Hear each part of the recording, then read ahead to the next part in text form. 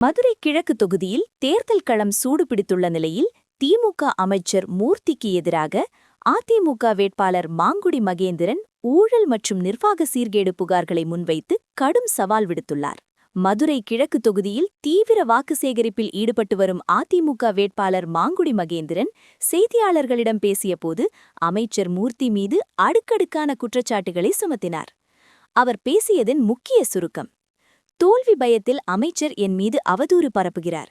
வழக்கறிஞராக பணியாற்றிய நான் என் தொழில் வாழ்க்கையில் ₹1 முறைகேடாக பெற்றேன் என நிரூபித்தால் அல்லது கோயில் வாசலில் வந்து சத்தியம் செய்ய தயாரா என சவால் விடுத்தார். அமைச்சர் எங்கு நிலம் வைத்துள்ளாரோ அங்கு மட்டுமே சாலைகள் போடப்படுவதாகவும் கமிஷன் பெறுவதற்காகவே கடைசி நேரத்தில் பணிகள் நடப்பதாகவும் அவர் சாடினார். மதுரை மாநகராட்சியில் நடந்துள்ள ஊழல் ₹2000 கோடி தாண்டும் என்றும் அதிமுக ஆட்சிக்கு வந்தவுடன் விசாரணை நடத்தப்பட்டு அமைச்சர்கள் சிறைக்கு செல்வது உறுதி என்றும் தெரிவித்தார். தனது ஆதரவாளர்களை அமைச்சர் தரப்பு மிரட்டுவதாகவும் பணத்தையும் பரிசு பொருட்களையும் நம்பியே திமுக தேர்தலை சந்திப்பதாகவும் அவர் குற்றம் சாட்டினார். திமுக அரசு கொடுத்த 593 வாக்குறுதிகளில் எதையும் நிறைவேற்றவில்லை என்று குறிப்பிட்ட மகேந்திரன், வரும் தேர்தலில் மதுரை கிழக்கில் 5000 வாக்குகள் வித்தியாசத்தில் வெற்றி பெற்று அதிமுக ஆட்சி அமைவது உறுதி என தன்னம்பிக்கை தெரிவித்தார். அமைச்சரின் சொந்த பகுதியிலேயே அதிமுக வேட்பாளர் விடுத்த இந்த சவால் மதுரை அரசியல் வட்டாரத்தில் பெரும் பரபரப்பை ஏற்படுத்தியுள்ளது. கிழக்கு தொகுதியோட வளர்ச்சி எப்படி இருக்கு? அதுல எதுவும் குறைபாடுகளை உங்கள்கிட்ட மக்கள் முன்வைக்கிறாங்களா? பூரா யாருமே அவர் என்ன செஞ்சேன்னு சொல்லவே கிடையாது. பூரா குறைபாடு. ரோடு இல்ல, தண்ணி இல்ல, வீடு வசதி இல்ல, எதுவுமே கிடையாது. பூரா எங்க ரோடு போட்டிருந்தாலும் கிடையாது. அவங்க என்ன சொல்றாங்கன்னா, ஒரு ரோடு போடுறாருன்னா அவர் நிலம் வாங்கி வச்சிருக்காரு, அங்கதான் ரோடு போடுறாரு, எங்களுக்கு போட மாட்டேன்றாருன்னு சொல்றாரு.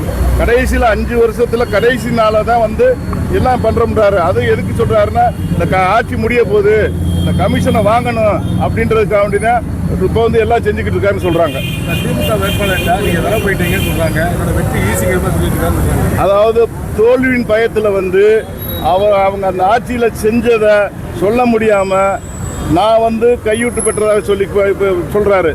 இங்கதான் இருக்காரு, இந்த இடத்துல வர சொல்லுங்க, நேருக்கு நேர பெட்டி கொடுக்க சொல்லுங்க, எங்கே எப்ப எந்த இடத்துல கொடுக்க சொல்லுங்க என்ன சொல்லுங்க.